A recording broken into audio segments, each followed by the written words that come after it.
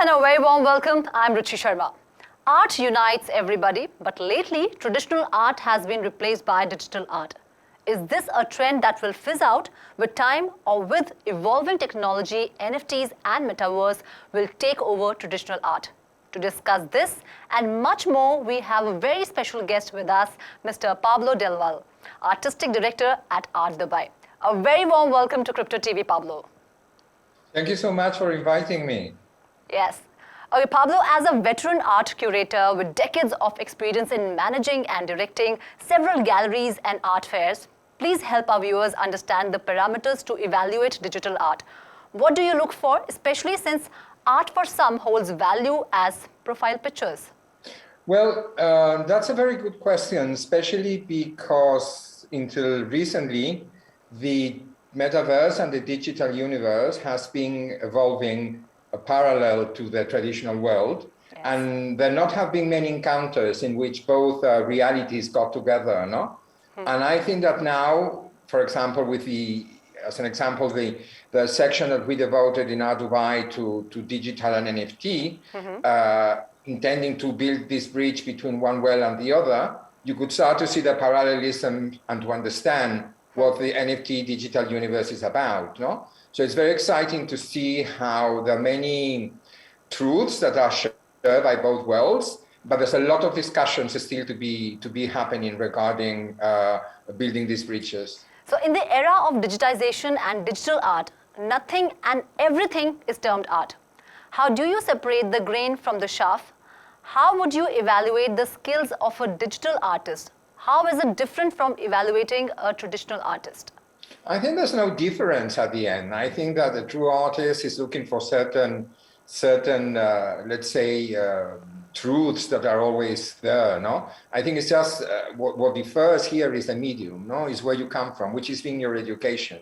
For example, most of the artists working in NFTs, where you have like different types, the ones that they have jumped from the real world into the NFT universe, or the ones that have been brought up and created, they're much younger, in the crypto blockchain NFT universe, no? Which they have an approach to contemporary art that it's built up by different skills, no? But I truly believe that everything is done by a human. So at the end, one and the others are searching for the same aims and same goals. The difference is the technology, maybe that each one is putting on the table, the type of inspirations that they are getting, and also the audience. I don't believe that the audience that is looking to digital so far is the same that is looking to traditional art, no? So it's also a matter of language, a matter of references. But history repeats. And don't forget that we're going through the same phase when photo appear, when video appear, that nobody could understand or could bear, like watching a movie for more than three minutes.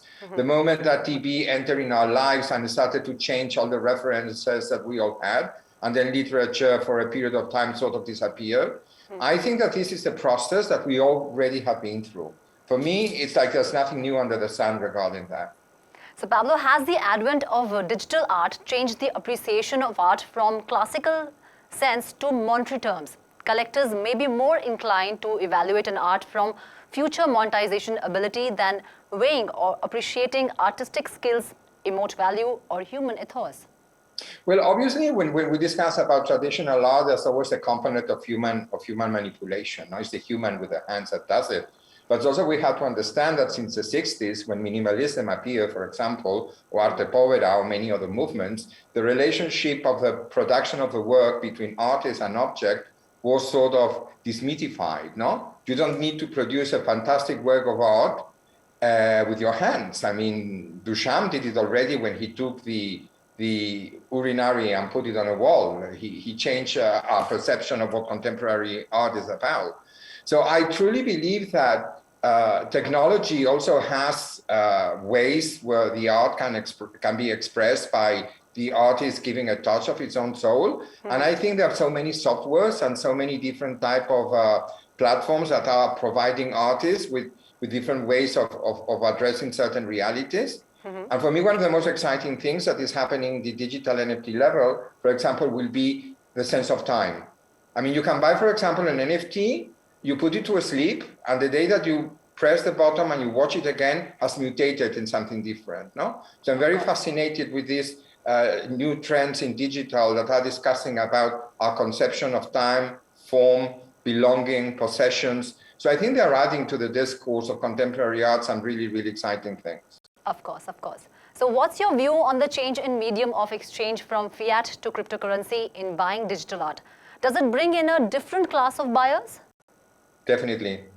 That's precisely what the traditional world is trying. It's trying to meet those crypto buyers, no? Because I believe that also it's a certain economical and organization new philosophy, you know? You have the DAOs, the decentralized autonomous organizations, and the way that they get together, the way that they discuss, the levels of democracy that they have, the decisions they are taking.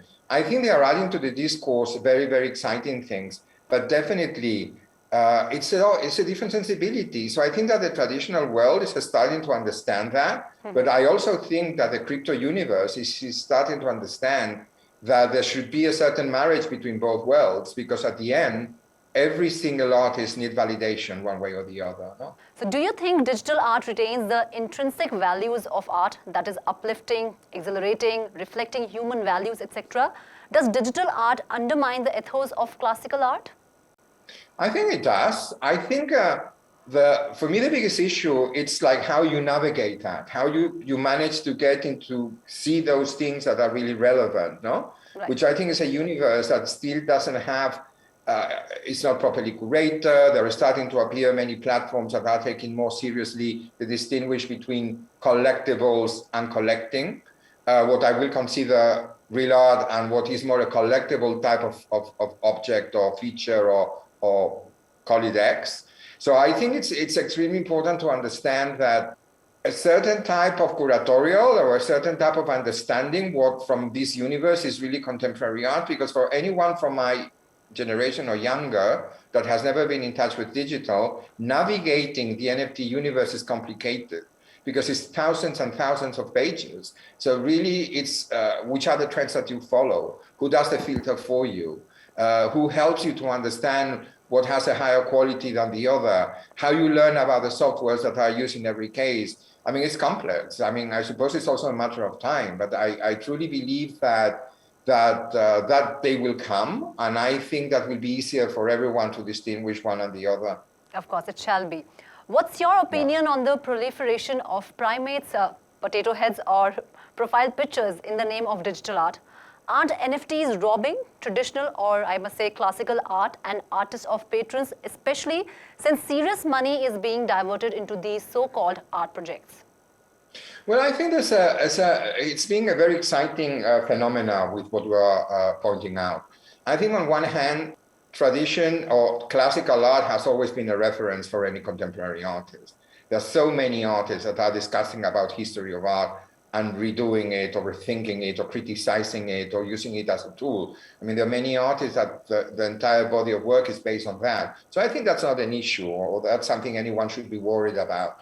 What I think it's for me the most not understandable thing, and what I try to navigate is precisely potato head and things like that. No, it's like, are we discussing about going back to your youth when you used to go to school and collect a rupee player stickers, and then you were missing two, and then you will exchange it to your colleagues for something bigger? You know, I think the world of the collectible understood as such is a bit mixed with the concept of what is collecting contemporary art or even digital art. So I think there's a lot still to be discussed regarding that.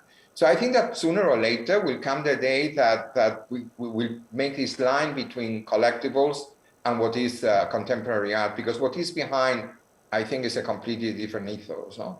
You have a very interesting view on this. Okay, moving ahead, with digital art replacing traditional art, will it pose a threat to physical art exhibitions as a digital art exhibitions focuses more on Metaverse? Right, great question, because it was what we were wondering and asking ourselves when we did Dubai Digital. Why are we doing this? Why are we doing something physical when it's something that is digital? What's the need really of bringing what you can see on a screen and what is being produced to be seen in the screen in the physical surrounding. And then it came the moment that we started to discuss that it was needed in a certain way. And then when we put together the section, everybody was thrilled because first of all, it was an amazing educational exercise.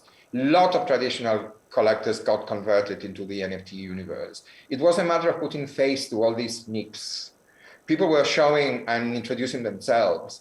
And I think the physicality of the event gave a gravitas to all the artists and all the platforms that they were participating, super exciting. And also that was a moment where the digital universe that connects with different systems connected with the physical and provoke amazing conversations and relationships. And I want to stress, we are humans and sometimes we need to break the screen and touch each other. So I think that this moment where we managed to bring the metaverse into the daily life, it was an amazing success and it really paid off. Wow. Thank you so much, Pablo, for giving us your valuable time and sharing all these views with us. Thank you so much. Anytime. Thank you so much for inviting me. Thank you so much. That's all in this special segment of Crypto Masters. Do like, share and subscribe to Crypto TV. This is Ruchi Sharma signing off. Keep watching Crypto TV.